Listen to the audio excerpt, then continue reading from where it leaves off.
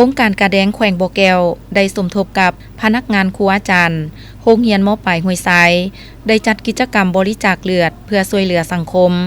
โดยมีท่านบุญทันศรีมุนทาห้องหัวหน้าโรงการกาแดงแขวงท่านนางสอนมณี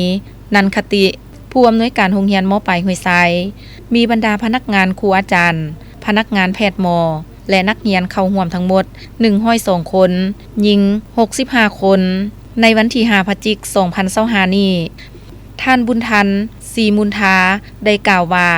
ขบวนการบริจาคเลือดครั้งนี้แม่นขบวนการหนึ่งที่สำคัญเพราะเป็นการประกอบส่วนทางด้านมนุษยธรรมติดพันกับการช่วยเหลือชีวิตของเพื่อนมนุษย์ด้วยกันโดยเฉพาะแม่นการช่วยเหลือคนเจ็บที่ต้องการใส่เลือดอยู่ห้องหมอแห่งต่างๆเพื่อกอบกู้เอาชีวิตและเฮ็ดให้เขาเจ้าสามารถกลับคืนมาดำรงชีวิตร่วมกันในสังคมใดอย่างปกติพร้อมทั้งให้ความรู้เกี่ยวกับการบริจาคเลือดก็คือความสำคัญของเลือดการผลิตเลือดหมวดเลือดหน้าที่ของเลือดและอื่นๆจากนั้นก็ได้พร้อมกันเขียนแบบฟอร์มสมัครใจทั้งหมด16คนหญิง7คน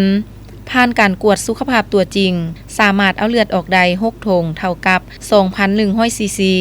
การบริจาคเลือดก็เป็นกิจกรรมหนึ่งที่สำคัญเพื่อแนะใส่ปลุกระดมทั่วปวงชนได้มีส่วนร่วมในการให้เลือดก็เป็นการให้ชีวิตกับมนุษย์ด้วยกันทั้งเป็นการสร้างบุญกุศลน้ำอีกและเปิดโอกาสให้บุคคลนิติบุคคลได้มีส่วนร่วมโดยเฉพาะแม่นเปิดโอกาสให้สาวหนุ่มวัยหนุ่มได้ประกอบส่วนเข้าในการช่วยเหลือสังคมทั้งเป็นการช่วยกอบกู้เอาชีวิตคนเจ็บที่นอนรักษาตัวอยู่ตามโรงหมอแห่งต่างๆในขอบเขตทั่วประเทศ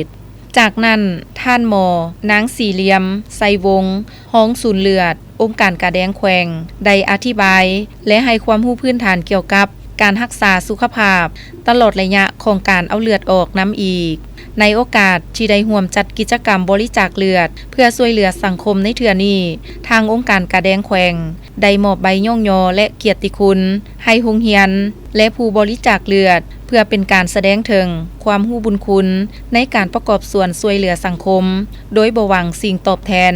คือรู้นำกันแล้วว่าให้เลือดเป็นการให้ชีวิตกับเพื่อนมนุษย์ด้วยกัน